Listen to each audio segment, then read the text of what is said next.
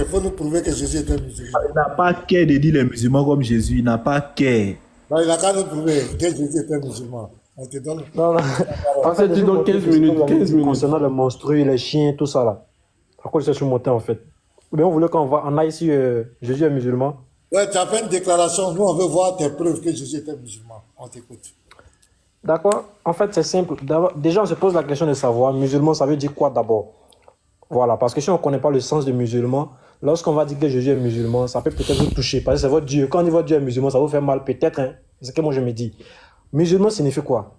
Quelqu'un qui est soumis à la volonté de Dieu. C'est-à-dire que tu crois en un seul Dieu et tu es soumis à la volonté de ce Dieu. Vous voyez, voici la définition du musulman. C'est écrit où? Point. Non, laissez-le parler. Non, Andropov, non, pardon. Ne parlez pas. Laissez-le parler. Si vous voulez la source, il n'y a pas de point. On va sortir des sources. Voilà. Parce que islam signifie soumission à la volonté de Dieu. Définition étymologique. Islam, soumission à la volonté de Dieu. Qui provient d'un autre mot qu'on appelle aslama, qui veut dire encore la paix. Donc il y a deux définitions. Ça, pour les littéraires, savent très bien de quoi je parle. Il y a deux définitions. La définition ordinaire et puis la définition étymologique. Voilà. Ça, les littéraires savent de quoi je parle. Donc ici, il dit l'islam, c'est quelqu'un qui croit qu'il y a un seul Dieu et simultanément, il fait la volonté de Dieu. Si on va le concept définitionnel, j'ai bien dit que musulman veut dire celui qui est soumis à la volonté de Dieu et en même temps, il pratique cette volonté-là. C'est-à-dire qu'il croit en un seul Dieu et il pratique la volonté de Dieu. Maintenant, est-ce que Jésus-Christ ne remplit pas ces conditions? On le verra. Si vous voulez, on a le temps, si vous voulez un peu donner des versets, on va les lire si vous voulez. Tout de suite. Ok, merci beaucoup. Premier verset. Jean chapitre 12 à partir du verset 29. On va voir d'abord la première partie, la plus importante même. Est-ce qu'il croyait que Dieu était un, lui et l'ensemble des prophètes qui l'ont précédé? On va la lire. Jean chapitre... Vous pouvez mettre aussi en grain si vous voulez. Là, les gens vont voir aussi à côté, pour ne pas qu'on me traite de menteur. Donc, Jean chapitre 12, à partir du verset 28. Voilà. Voix vient du ciel, je l'ai glorifié et je le glorifierai encore. La foule qui était là, qui avait entendu disait plutôt que c'était un tonnerre. D'autres disaient, un ange lui a parlé. Maintenant, Jésus dit. Le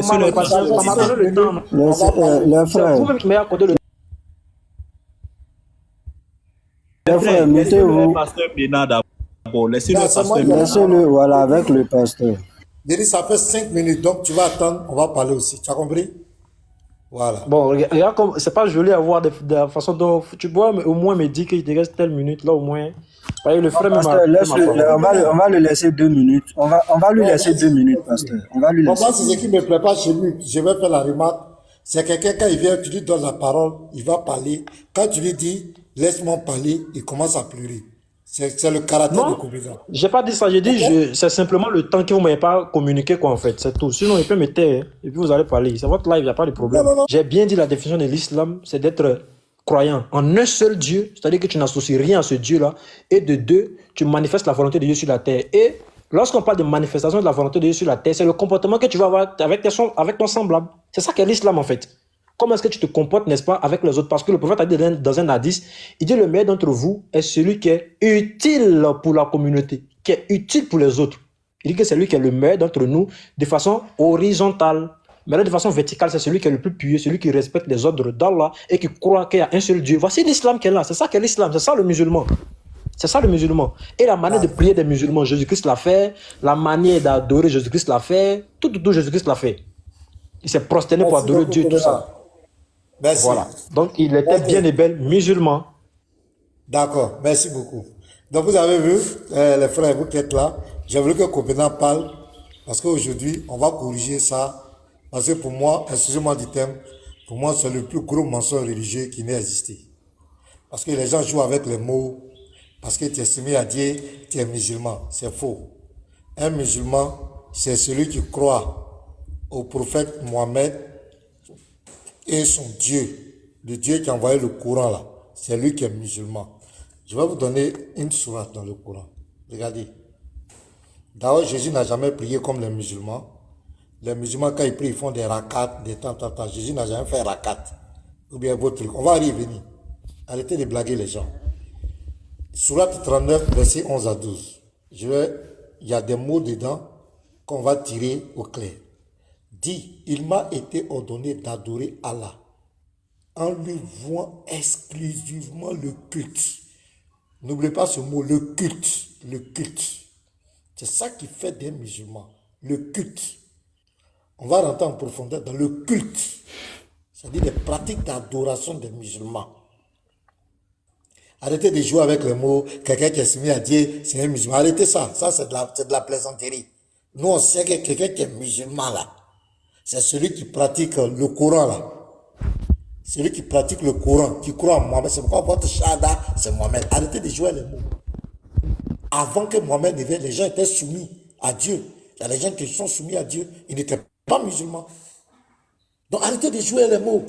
Soumis à Dieu, il est musulman. Tu dis Jésus était soumis à son père. Tout à l'heure, qu'on va te demander, le père de Jésus, là, c'est qui? Tu ne pourras pas me donner. Parce que ton Dieu, le Dieu de l'islam, il est clair. Il n'a jamais été père, il n'a jamais eu d'enfant. Il ne connaît pas la relation de père et de fils. En quoi tu vas venir dire que Jésus était musulman? C'est faux. Maintenant, je continue. Surah 39, il dit exclusivement le culte. Un musulman, c'est celui qui fait la salat, la prière, obligatoirement en arabe. Écoutez-moi très bien. Obligatoirement en arabe, avec la direction, il a une direction, la Kaaba, et qui accompagne ses prières avec les sourates du Coran. Arrêtez de blaguer les gens. Arrêtez ça.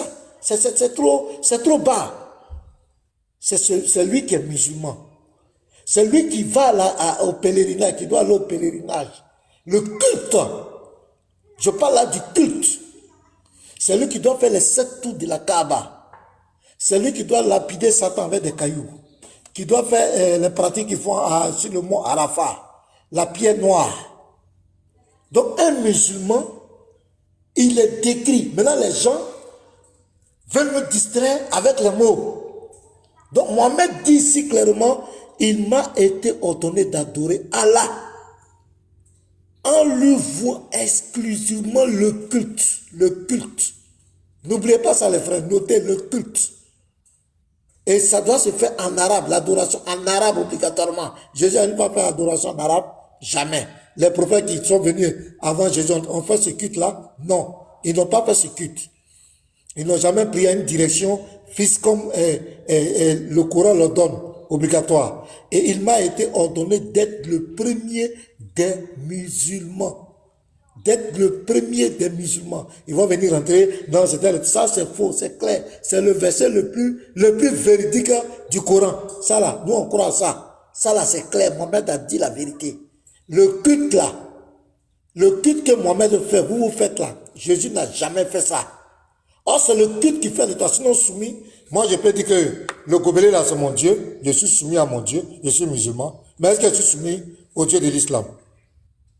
Les Juifs étaient soumis à Dieu, à l'Éternel. Est-ce que les Juifs étaient musulmans? Arrêtez de blaguer les gens. Je reviens par là, tu dis que Jésus a prié comme les musulmans. Jésus n'a jamais prié comme les musulmans. Jamais. Vous, quand vous priez, le culte là, vous faites des rakats, il y a des positions. Il faut mettre ton bras ici. Souvent, il faut mettre le pied. Il faut se mettre à genoux. Il faut te lever. Et puis, on récite des choses. On vient, Se prosterner ne veut pas dire musulman. Les hindous se prosternent. Les bouddhistes se prosternent. Les juifs se prosternent. Même les chrétiens se prosternent. Ça ne fait pas dire des musulmans. Arrêtez la récupération. L'islam, là, c'est Mohamed. Mohamed, ça a commencé dans la grotte, là, où l'esprit est venu serrer son cou, là. C'est là que ça a commencé. C'est là l'islam. Arrêtez de distraire les gens. So, je te mets au défi. Avant Mohamed, donne-moi une seule trace où le mot islam a existé. Avant Mohamed. Une source quelqu'un historique, archéologique, avant Mohamed, où le mot islam a existé. Donne-moi une autre source où avant Mohamed, le mot musulman a existé. Musulman a existé. Je veux savoir ça. Donc Jésus-Christ n'a jamais été musulman. Quand Jésus dit le plus grand commandement, il récite là le Deutéronome 6, verset 4 à 5. Mais le Dieu dont il parle ne parle pas le Dieu de l'islam, du Dieu du Coran. Il parle de l'Éternel, le Dieu d'Israël. Et ce Dieu d'Israël là, ce n'est pas Allah, ce n'est pas le Dieu du Coran. Ce n'est pas le Dieu du Coran. Jésus n'a jamais été soumis au Dieu du Coran. Jamais. Donc, Je te pose une question. Jésus était soumis à son Père. Le Père de Jésus, là, dont il est le Fils, là, est-ce que c'est le Dieu de l'islam? Avant de dire que D'accord, Jésus j'ai est compris. musulman, il faut... Non, je vais te laisser parler. Avant de dire que Jésus est musulman, est-ce que le Dieu, celui dont Jésus dit mon Père, dont il est le Fils, est-ce que c'est le Dieu de l'islam? Ma question est très claire. Hein? Combien tu as la parole? Il est J'ai compris. 14h. Il est 14h14. Tu as 3 minutes pour répondre à la question. Et puis on va... Il y a 3 minutes. Tu as Non, fait pour répondre à la question seulement. Non, je vais répondre à la question. Au fait, tu as développé des choses. N'aie pas peur. Il a dit quoi d'extraordinaire? Tu as développé des choses, tu as dit des choses sur l'islam qui ne sont même pas vraies. Il faudrait que je corrige ça d'abord et puis je me réponds maintenant à la question. Ok, La donc question elle est simple. tu as 5 minutes. Merci vas-y. beaucoup. Merci Vas-y. beaucoup, pasteur. Merci beaucoup. Déjà, tu as dit que le fait de se soumettre à un gobelet, ça fait le toi aussi un musulman. Ça, c'est fou. Tu es soumis à un gobelet, tu n'es pas soumis à Allah. Il y a des gens qui sont soumis il y a d'autres qui sont soumis à leurs fétiches, il y a d'autres qui sont soumis aux djinns, il y a d'autres qui sont soumis aux hommes, il y a d'autres qui sont soumis à leur président. Mais tout ça, c'est pas l'islam. C'est lorsque tu es soumis au véritable Dieu qui est Allah, qui a envoyé tous ces prophètes-là. Et en plus de cela, tu pratiques sa volonté au prophète qui est à ton époque. C'est là que tu rentres maintenant dans l'islam. C'est que personnage dans le Coran, bien peut-être dans des preuves historiques, ne prouve que quelqu'un était musulman avant l'avènement de l'islam. Je corrige ça d'abord avec le verset du Coran d'abord. Coran chapitre 3. Regardez, il a dit devant tout le monde, hein, il a dit devant tout le monde que le musulman c'est celui qui lapide. Tout ça, il revient là-dessus. Tout ça, c'est des bobas. Parce que ce que le pasteur oublie ou bien il fait exprès de ne pas comprendre, c'est quoi? C'est que chaque prophète, lorsqu'il vient, il vient avec sa dispensation prophétique. Mais cela ne veut pas forcément dire qu'il doit imiter les autres prophètes. Mais le message reste toujours le même. Raison pour laquelle j'ai dit, soyons bien vigilants. C'est que j'ai dit. Je dis l'islam, c'est quoi? Croire au Dieu et puis en même temps pratiquer la loi de Dieu. Mais si ça, que ça soit peut-être dans le Coran, mais dans les preuves historiques, je vais te montrer un verset coranique. Coran chapitre 3. Vous allez voir à quel point c'est les chrétiens vraiment. Quand ils sont seuls dans les lives, ils se permettent de raconter des gros mensonges sur l'islam. Nous, on passe en bas, vraiment, on est dépassé. Regardez ce que le Coran dit. Et puis regardez ce que le pasteur Mena a dit. Coran chapitre 3, à partir du verset 60. Regardez, on va lire, vous allez voir ce que le Coran dit à propos de ce qu'il a dit. Voilà. Coran chapitre 3 à partir du verset 67. Allah dit quoi? Abraham n'était ni juif ni chrétien. Il n'était ni juif ni chrétien. Il était entièrement soumis à Allah, musulman. Pourtant, pasteur maintenant dit devant tout le monde ici, devant les 200 personnes qui sont en train de nous écouter, que le musulman, il va lapider à la Kaaba. Le musulman, il doit prier comme ça. Le musulman doit faire les rakats. Le musulman, c'est celui qui fait ça. Il doit marcher sur la pierre noire. Il doit faire ça. Montre-moi à quel moment Abraham l'a fait. Bien que c'est lui qui a conçu la Kaaba dans le Coran. Mais montre-moi à quel moment Abraham a récité les versets du Coran. Montre-moi. C'est dans quelle prière Abraham a fait les versets du Coran. En ce moment, le Coran n'était pas encore révélé. Mais il y avait des paroles que Dieu révélait à Abraham, qu'on appelle les feuillets d'Abraham. Voici la vraie définition. Donc arrêtez on ne lapide pas Satan à la Mecque. C'est pas Satan que nous lapidons. C'est pas Satan que nous lapidons. C'est le symbolisme de l'acte d'Abraham. Parce que lorsque Abraham partait immoler son fils Ismaël parce qu'il avait vu un songe, le diable essayait, n'est-ce pas, de le tromper. Il s'est transformé en un vieillard et il est venu essayer de tromper Abraham. Ne le fais pas ceci. Donc Abraham a pris des cailloux et il a lancé à 3 reprises. C'est là-bas qu'on a placé les 3 stèles à la Mecque et on représente l'acte d'Abraham. C'est pas pour dire que c'est Satan qui est dans le caillou là. Sinon, Satan continue de garer les gens aux États-Unis, continue de garer des gens en France, continue de garer les gens en Côte d'Ivoire, comme les frères qui ne croient que c'est un être humain qui est devenu Dieu, tout ça. Il continue de garer les gens, il fait son travail. Donc si réellement Satan était là-bas, là, il continue de garer les gens comment maintenant? Non, on essaie simplement de refaire l'acte qu'Abraham avait fait lorsque le diable cherchait, n'est-ce pas, à le tromper, c'est tout. C'est tout. Et c'est ça qui prouve que nous sommes les suiveurs des prophètes. Nous marchons selon ce que les prophètes font. Donc c'est plus que clair. Là, j'ai pas eu le temps de bien développer, mais c'est pas grave. Maintenant, pour répondre à ta question, lui, le Père que Jésus appelait dans la Bible, c'est lui qui est Dieu. Maintenant, s'il a utilisé le mot Père, ça a aussi sa signification, mais c'est lui qui était le véritable Dieu. Merci, Kovena. Maintenant, tu peux aussi passer ton temps. Alors, moi, je connais combien de temps tu vas faire aussi, pasteur. Non, j'ai fait 5 minutes. Pasteur, il y a le chrono. Non, je mets un chrono ici, pasteur, ne vous inquiétez pas. Il a fait 5 minutes 03 secondes. Voilà. Kovena, vous avez vu?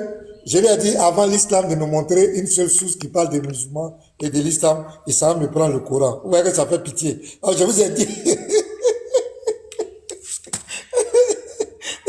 oh le Coran, lui il est venu avec l'islam. Ouais, tu as vu, ça fait vraiment pitié. J'ai parlé des cultes, l'adoration à Jésus. Est-ce qu'il a pu parler de ça? Il est en train de raconter des choses en l'air. Le musulman là, c'est lui qui fait le culte, rakat, qui prie en direction. C'est lui qui est musulman. Arrêtez de blaguer les gens. Tout à l'heure, quand j'ai dit que, vous dites que celui qui est soumis à Dieu, il est musulman. Il a pris. Vous n'avez pas vu qu'il a corrigé? Il dit non, c'est celui qui est soumis à Allah. Oh, Allah n'existe que dans le Coran. Tu fermes le Coran, Allah a disparu. Personne d'autre n'a adoré Allah. Non, non, le Dieu de l'islam là, personne d'autre l'a adoré. Parce que le mot Allah même, ça veut dire Dieu. Le Dieu. C'est tout. Maintenant, le Dieu de l'islam là, c'est lui qui a envoyé le Coran, Mohamed là. Avant Mohamed, personne d'autre ne l'a adoré. Parmi les prophètes que tu as cités, Abraham ne connaît pas. Ils ont mis le nom d'Abraham là-bas pour légitimer les pratiques idolâtres que vous faites à la Kaaba. Abraham ne connaît pas, il ne vous connaît pas. Abraham n'a jamais mis pied là-bas. C'est une recherche de légitimité. C'est tout. J'ai tenu de me donner, en dehors de l'islam, avant Mohamed là, où est-ce que le mot islam, musulman, a été utilisé? Tu t'as me prendre le Coran. Oh, le Coran c'est l'islam. Le Coran c'est l'islam. En dehors, l'Est Coran là-bas, le Coran c'est l'islam. Coran c'est en dehors de ça. Donne-moi une source où le mot islam, où le mot musulman existait. Donne-moi un prophète qui a prononcé ce nom. Faut nous donner, ça n'existe pas. C'est vos histoires du Coran, vous venez raconter les 114 sourates qui ont envoyé la confusion sur la terre. Jésus n'a jamais été. Tu dis que le Dieu dont Jésus était soumis, c'est son Père. Aïe. Jésus, attends, je te donne un verset. On va voir si c'est son Père. Si tu as su, on va écouter Jésus. Jean, vous allez voir ce qui va se passer. Jean 5. Jean 5. Regarde, Jean 5. Le verset 17 et je vais lire. Mais Jésus leur répondit, mon Père agit jusqu'à présent, moi aussi j'agis.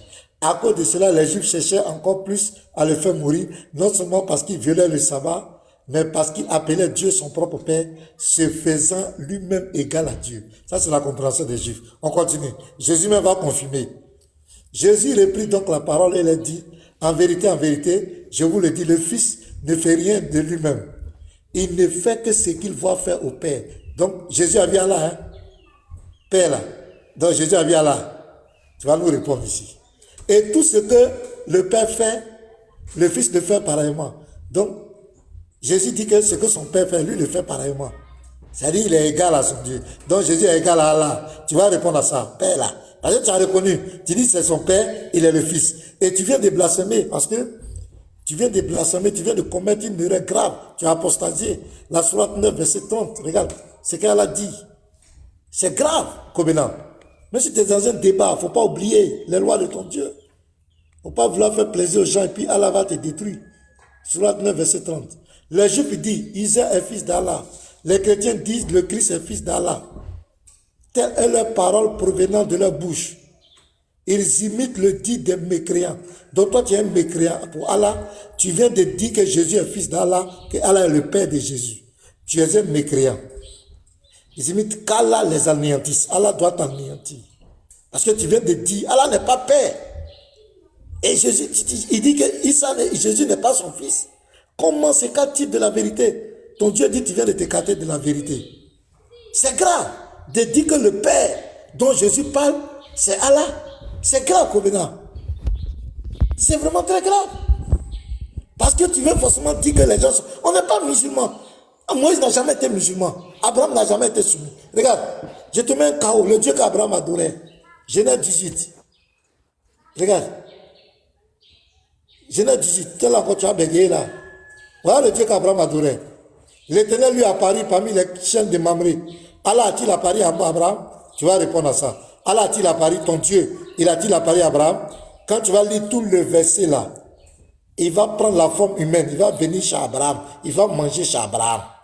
Au verset 33, regarde, quand il va finir tout son discours, l'Éternel s'en alla lorsqu'il achevait de parler à Abraham. Est-ce que ton Dieu va parler à quelqu'un? Le Dieu du Coran, même avant le prophète, il n'a jamais parlé. Donc, il ne faut pas vous blaguer. Je te donne un dernier exemple et puis je te laisse. Exode 34, voilà. Ton Dieu dit que c'est lui qui a envoyé Moïse.